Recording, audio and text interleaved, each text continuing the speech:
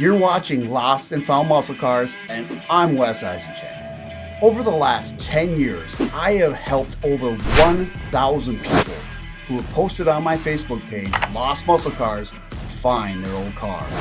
And today, I'm counting down the top 5 Mustang finds of all time. These are cars I help find for people looking for the history of their car or the car they used to own. With that, let's count down the top 5 Ford Mustang finds. Number 5, 1969 Ford Mustang Mach 1. So folks, back in December 20th of 2020, I got a post from a guy named Steven Vance. He was looking for his old 69 Ford Mustang Mach 1, a car that was near and dear to him. What struck me about this car is that it was Wimbledon white, one of my favorite colors on a Ford Mustang. Steven wrote to me, Wes, I'm trying to locate my old 69 Mach 1. I sold it during a move in 1996 to a guy in League City, Texas. He provided the VIN and then wrote an original shaker hood car with a 351 Windsor. It had the tilt-away steering and a 4-speed transmission. So I put my detective hat on and got hunting for Steven. Lo and behold, I found his car. Believe it or not, the same guy who bought Steven's car still possessed it. Steven did not remember his name, had not recorded it. Steven was shocked to learn that the car hadn't moved very far at all. Grant lived in the same town. I was able to put Steven and Grant together, and believe me, nothing feels better to me than getting a current owner and a former owner together on a car. Grant was very nice with sharing photos of his car, and Steven is now back, a part of his old Mustang's history. With that, let's move on to the next find. Number 4, a 1966 Ford Mustang Fastback. A lady by the name of Karen in Minnesota reached out to me about her dad's old 66 Mustang. Her dad had recently passed away in 2021, and that's where this story picks up. Karen had PM'd me to see if we could find her dad's old car. It meant a lot to her. She took her prom pictures with it. She had lots of memories with her dad in this car. So for her, it was just near and dear to see if she could find this piece of her history and her dad's history. Karen wrote to me, my dad sold this car in 1987 at an auction center near Park Rapids, Minnesota. It still had my friend's, now husband's, blue and silver graduation tassel in it when he sold it. I've been able to find out that the car still has an active Minnesota title, but she was unable to get current license or ownership information. Karen had reached out to me kind of at a dead end. Well, with that, we were able to roll our sleeves up, put a little magic dust in the hat, and get to work on finding Karen's old car.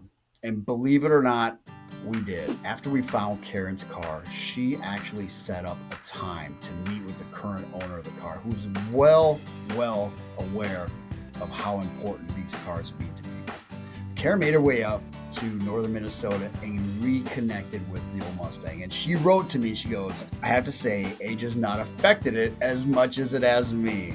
34 years down the road, right, Karen? She said the owner of the car was wonderful.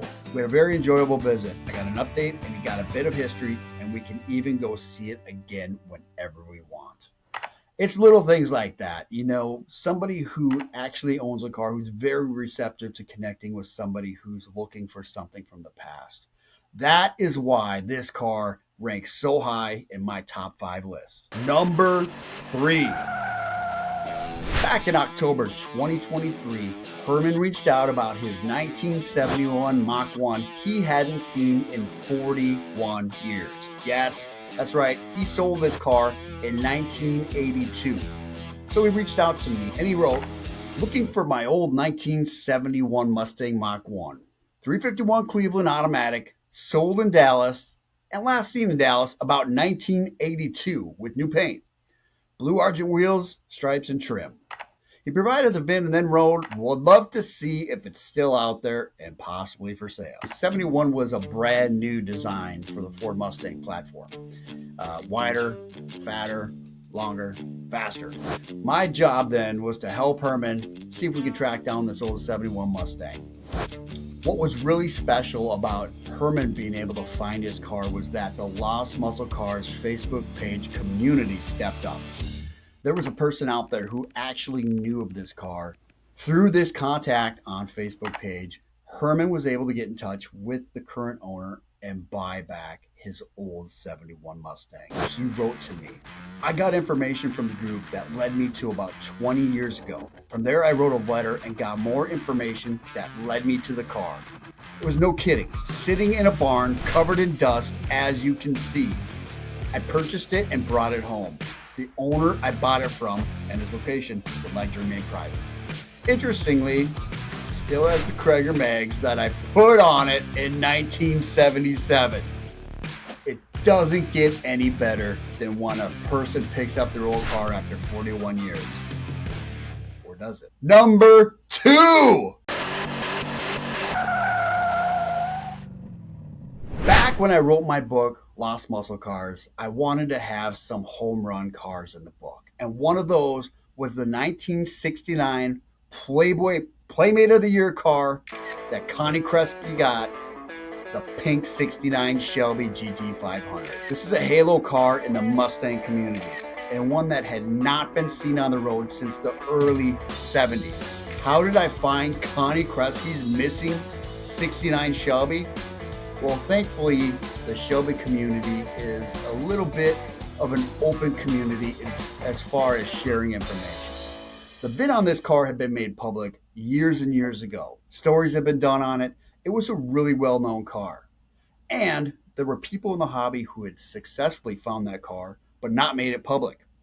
So I rolled up my sleeves. I did my detective work. And lo and behold, I found myself in Los Angeles, California. What did I see? Yes. Sitting in a driveway with its taillights shining right at me was a 69 Shelby GT. I didn't want to bother anybody, so I took a long method road to finding out who owned this car. I researched the address, and I made some calls, and I found this gentleman on Facebook.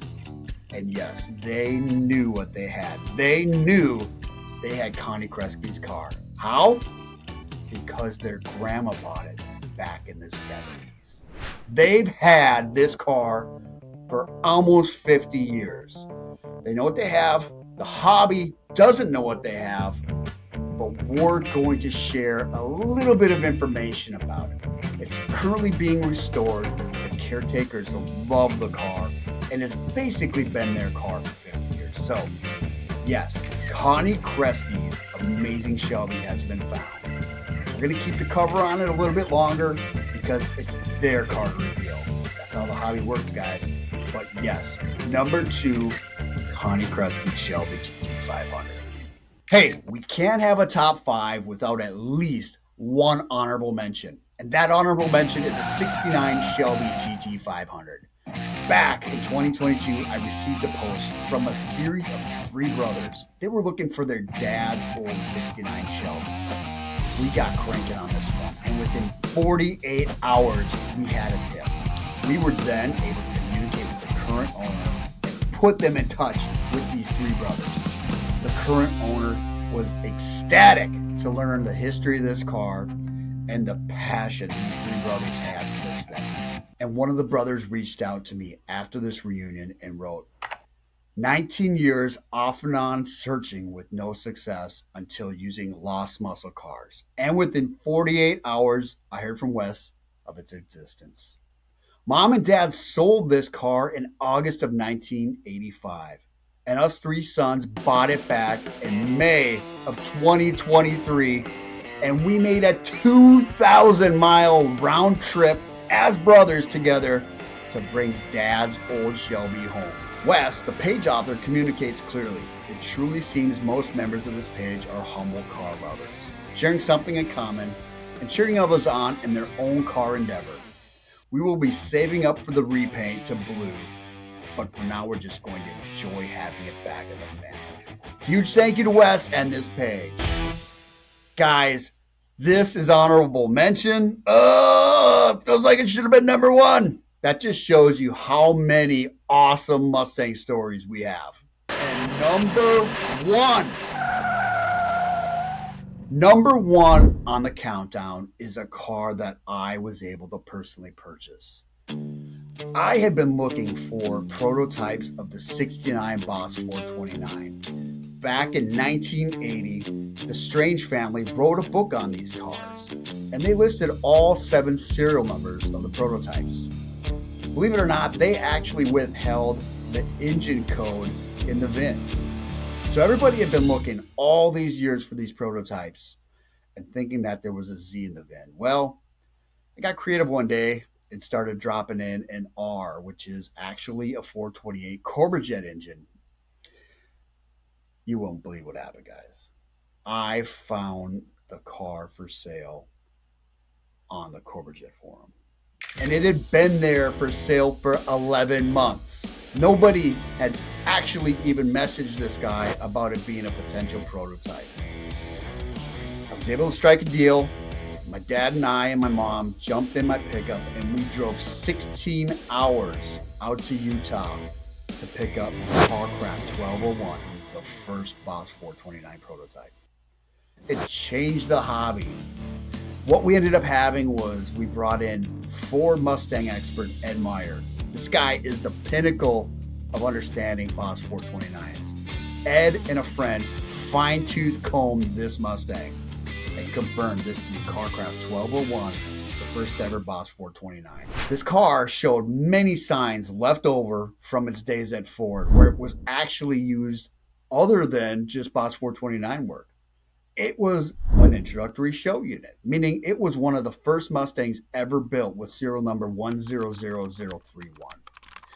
After its introductory show unit work, it became Carcraft 1201, the Boss 429 prototype for wheel and tire development.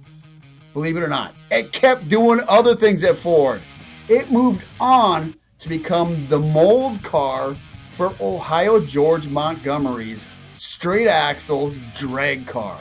Yeah, there's still fiberglass left on this car from Ohio George's mold car. It ended up leaving Ford in May of 1969, being shoved onto the resale lot where it was purchased. We don't know by who, but we do know this was Carcraft 1201. And there you have it, folks. That is my top 5 list of Ford Mustangs from people who posted on Lost Muscle Cars. Hey, what are you looking for a top 5? Post below. I guarantee you I have at least 5 cars of what you think would be cool to hear about.